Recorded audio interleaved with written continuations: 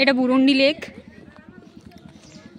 আমার তো খুব ভালো লেগেছে দেখে, জল, পাহাড় আর কুয়াশা।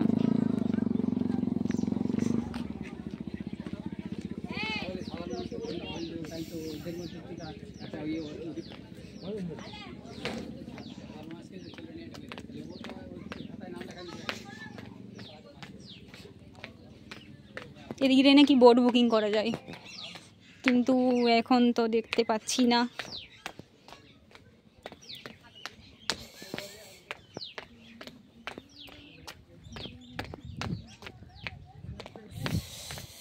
বাবরে, লেকটার সামনে আসতে কি ঠান্ডা লাগছে।